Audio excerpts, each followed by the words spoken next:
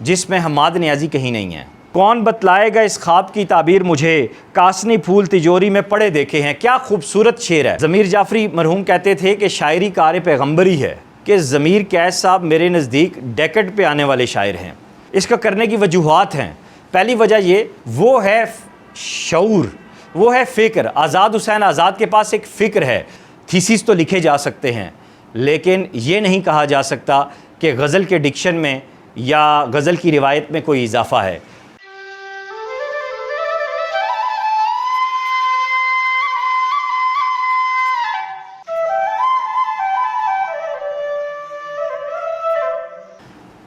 आदाब दोस्तों, सुखन में खुश आमदीद। मैं हूँ वकास अज़ीज़। मैं आज दो मजमूए लेकर आपके सामने हाज़िर हुआ हूँ। एक है दुआओं भरे दालान हम्माद नियाज़ी साहब का, और एक है इनफराद आज़ाद हुसैन आज़ाद साहब का। दोनों किताबों का जायज़ा इसलिए मैंने लिया है कि अब वो वक्त आ गया है कि जब तनकीदी मायारात को इदराक पे रख कर देखा जाए, पूरे इदराक के साथ मुतालिया किया जाए। अब वो वक्त आ गया है कि जब शायर और शऊर का जो लम्हा है, जो फ़िक्र है, जिसने समाज को बदलना है, जिसने मुआशरे को असर नौ तरतीब देना है, जिसने हमारी दम तोड़ती रिवायात को एक मरतबा फिर नई रूह उनके अंदर फूंकनी है, जिसने हमारे यहाँ सिर्फ़ मिसरा साजी या मिसरा बनाना, इससे हट कर एक फ़िक्र को लेकर चलना है। और वो काम ज़मीर जाफ़री मरहूम कहते थे कि शायरी कार पैगम्बरी है। तो वो काम जो हमारे औलिया और पैगम्बरों का है, उसको लेकर आगे चलना है। इस सब पे मैं इससे पहले बात मुख्तलिफ़ अपने व्लॉग्स में कर चुका, लेकिन आगाज़ में मेरे कुछ दोस्तों ने, जब मैंने अपने फ़ेसबुक स्टेटस पे ये शेयर किया कि मैं दो अहम मजमूओं पे बात करूँगा। तीसरा मजमूआ आदमी है हमारे दोस्त गुलजहान का, अच्छा मजमूआ है, लेकिन एक व्लॉग की तंगी दामा के सबब मैं सिर्फ़ इन दो पे ही बात करूँगा। कुछ अहबाब ने कहा कि ज़मीर कैस साहब के उमूद पे बात करें, वो भी बड़े शायर हैं और नहीं करेंगे तो ज़्यादती होगी। तो मैं ये गुजारिश करता हूँ कि ज़मीर कैस साहब मेरे नज़दीक डेकेड पे आने वाले शायर हैं।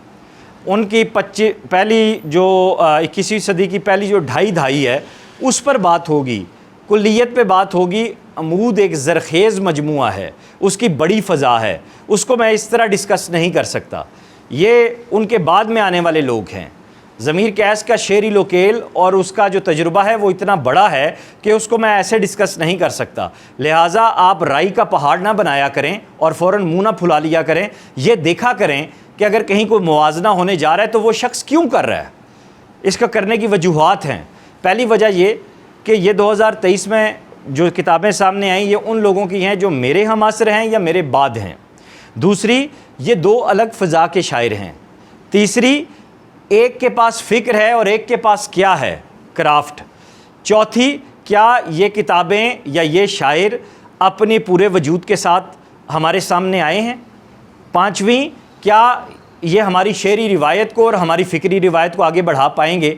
जब मैं इन सब चीज़ों को देखता हूँ तो फिर मैं चूँकि इनफराद पे पहले बहुत सैर हासिल गुफ्तगू कर चुका हूँ, और इनफराद के हवाले से जो मैं बुनियादी मज़ीद चीज़ें दोबारा डिस्कस करूँगा, और उसमें जो सबसे पहली चीज़ नज़र आती है वो है शऊर, वो है फ़िक्र। आज़ाद हुसैन आज़ाद के पास एक फ़िक्र है, एक शऊर है। वो महज मिसराकारी नहीं करता, वो महज सन्नाई नहीं करता, वो महज ये मुतासर नहीं नज़र आता। उसके यहाँ उसका अपना वजूद नज़र आता है, उसके यहाँ उसकी अपनी बात नज़र आती है। वो बात रखने का हुनर जानता है, सलीका जानता है। मैंने देखें रैंडमली एक पेज खोला है और उस पर एक शेर सामने आया है, सड़कों पे एहतजाज में मसरूफ़ फेमिनिस्ट अक्सर की औरतें हैं ना अक्सर का आदमी, और मैं एड़ियाँ कटा के भी इनसे बुलंद हूँ, वो चाहते हैं अपने बराबर का आदमी।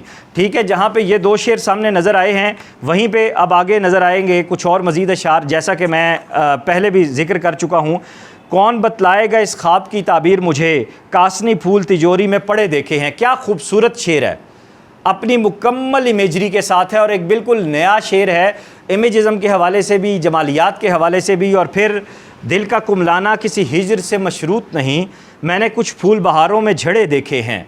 भाई सुभान अल्लाह, क्या क्राफ्ट है, क्या मजमून है। और तैरने वालों की लाशें भी नहीं मिल पाईं, डूबने वाले किनारों पे खड़े देखे हैं। हैफ उस नस्ल को तहजीब सिखानी है मुझे, जिसने चौपाल न दारा न थड़े देखे हैं।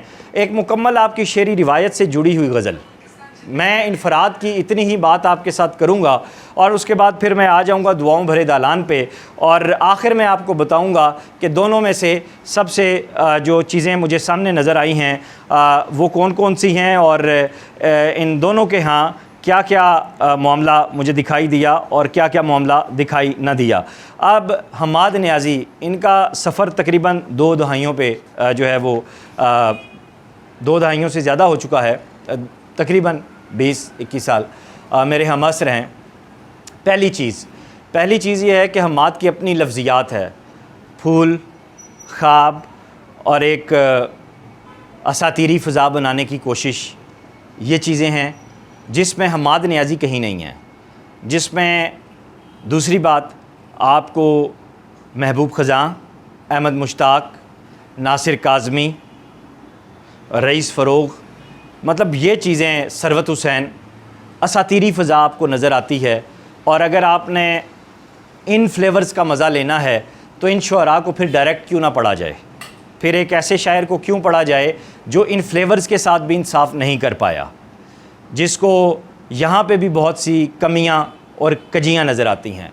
फिर तीसरी बात, दुआओं भरे दालान में पहली 4-5 गज़लें ले लें या 10 गज़लें ले लें, उनके अंदर जो फ़ज़ा है, जो लफ्ज़ियात है, वो बाकी पूरी फ़ज़ा में पूरी किताब में दिखाई देती है।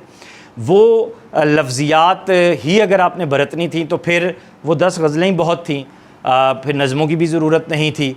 अच्छा, फिर उसमें दानियाल तरीर बहुत अच्छे गज़ल गो हैं। मेरी जो किताब आ रही है नई सदी नया शायर, उसमें पहले नंबर पे जो शायर हैं वो दानियाल तरीर हैं, और दानियाल तरीर जिनके बारे में हम कहते हैं कि पूरे दिनों के शायर हैं वो। अच्छा, अब चूँकि वो एक नक़्द के और फ़लसफ़ी नक़्द के साथ जुड़े हुए, नक़्द का जो फ़लसफ़ा है उससे जुड़े हुए आदमी थे।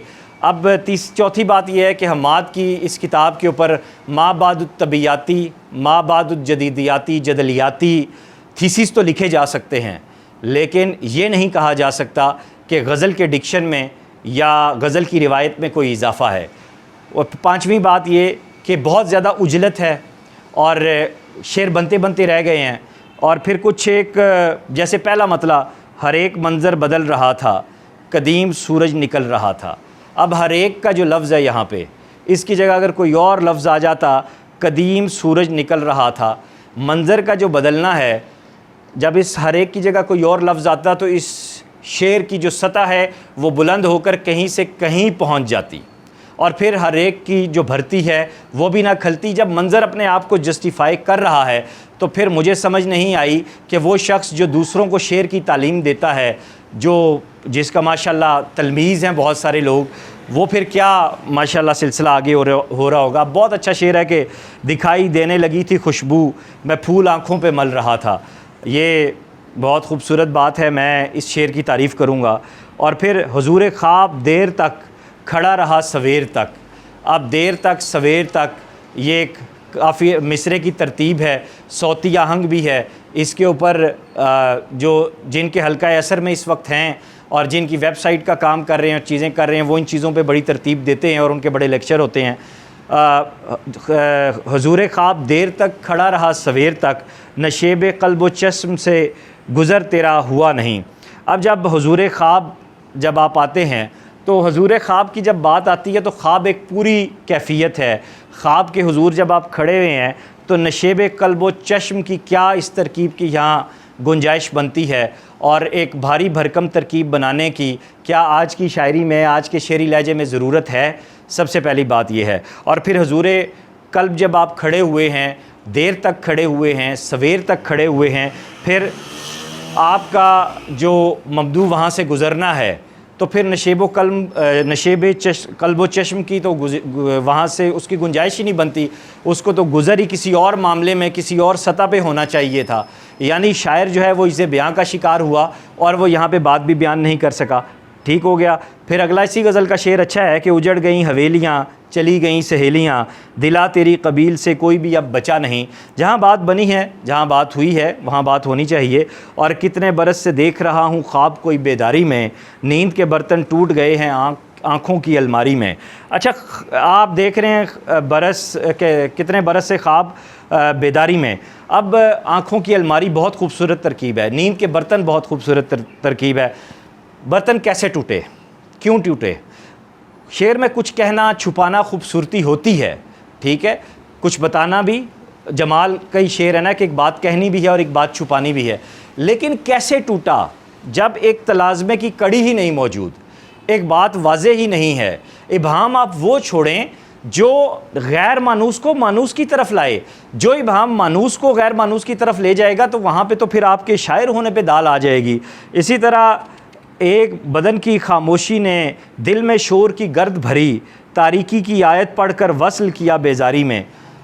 अब जिस आप जिनसी फ़ेल की तरफ इशारा कर रहे हैं और बेजारी का इजहार कर रहे हैं, उसको आप पोइटिफाई करने की कोशिश कर रहे हैं, लेकिन तारीकी की आयत और फिर उसका पढ़ना और फिर बदन की खामोशी भी है, दिल में शोर की गर्द भी है। अब बदन की खामोशी, दिल में शोर की गर्द, बड़ी खूबसूरत तरकीबें हैं, पोइटिफिकेशन है। अच्छा, फिर ये तो वो चीज़ें हैं जो सामने से हैं। इसी तरह की चीज़ें जिन गज़लों के शेर डिस्कस कर रहा हूँ मैं, इससे कई गुना ज़्यादा ख़राबियाँ उन अशार में मौजूद हैं, ठीक है। ये तो वो सामने की बातें हैं जो आप भी आसानी से समझ सकते हैं। किसी कहानी में वीरानी में जब दिल घबराता था, एक अजीज़ दुआ की खुशबू साथ हमारे चलती थी। अब किसी कहानी में कि यहाँ पे गुंजाइश क्या है? देखिए, आप एक कैफियत ज़ाहिर कर रहे हैं कि वीरानी है, दिल घबरा रहा है, अजीज़ दुआ की खुशबू है जो आपके साथ चल रही है। आप अपनी बात कर रहे हैं, कहानी का क्या वजूद है? यहाँ पे कहानी सिर्फ भरती है। इसी तरह अब दिन आता था और सीने में शाम का खाका बनता था, शाम आती थी और जिस्मों में शाम भी आखिर ढलती थी। अब सीने की बजाय अगर यहाँ आँखें हो जाती, मतलब इस तरह की बहुत सी ऐसी चीज़ें हैं और बहुत सी ऐसी बातें हैं जिनका यहाँ महल ही नहीं है।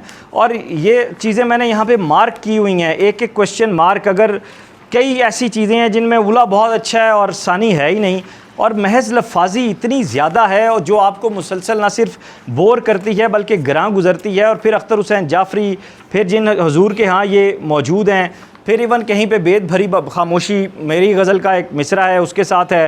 फिर मतलब ऐसी चीज़ें हैं जो आपको मैं ये महज बात नहीं कर रहा, ये सब चीज़ें मेंशन्स हैं, मैंने ये चीज़ें काटी हुई हैं, निशानदेही की हुई है इन सब की। अगर इस सब को मैं यहाँ बताने बैठ जाऊँ तो मैं ये बता सकता हूँ कि शायद मुझे एक नहीं 5-7 वीलॉग भी कम पड़ जाएंगे। और फिर एक यहाँ पे ज़ख्म को हम फूल की हैत में ला सकते नहीं, बेबसी की शक्ल ऐसी है छुपा सकते नहीं। अब सकते नहीं, अब ये बोलने में यहाँ पे इतना आपको रुकावट आ रही है और इतनी ऐब है इस रदीफ़ में, तो मुझे हैरत है कि इनके तो हल्का बाब में बड़े बड़े डॉक्टरेट वाले लोग मौजूद हैं, बड़े बड़े अहम लोग मौजूद हैं, तो उन्होंने भी मशवरा नहीं दिया। इसमें मज़ीद अगर मैं बात करना चाहूँ तो मैंने जिस तरह पहले अर्ज़ किया कि मुझे 3-4 व्लॉग भी कम हैं।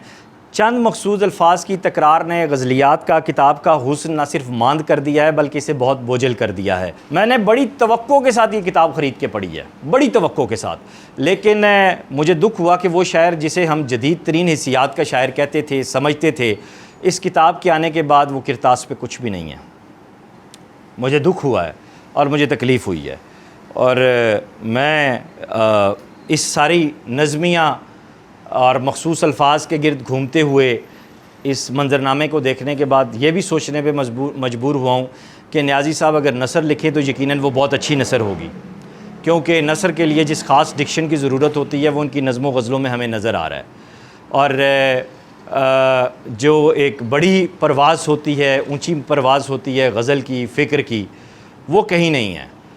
महज जो है वो क्राफ्टेड मिसरे हैं, मशीनी काम है, दाखिलियत बिल्कुल इसमें अनका है, खमसा मौजूद नहीं है, कैफियत मौजूद नहीं है। हम जिस शेरी मंज़रनामे में इस वक्त मौजूद हैं उसमें इनफराद का आज़ाद हुसैन आज़ाद बड़ी खुली परवाज़ कर रहा है, अपनी बात कर रहा है। इसकी हर गज़ल में मुनफरिद मज़ामीन मौजूद हैं। इसकी हर गज़ल की लफ्ज़ियात मुख्तलिफ़ हैं। इसकी हर गज़ल जो है वो अपने अंदर चौंका देने वाली कैफ़ियत के नहीं, इनफराद की यानी मुनफरिद होने वाली कैफ़ियत जो है वो रखती है। यहाँ मैं डॉक्टर आबिद सियाल का जुमरा दोहराऊँगा कि अच्छा गज़ल गो होना इस वक्त बड़ी बात नहीं है, बड़ी बात यह है कि आप कितने मुनफरिद हैं।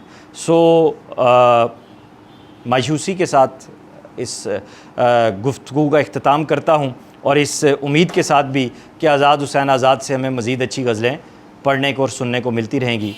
अपना ख्याल रखिएगा। खुदा हाफ़िज़।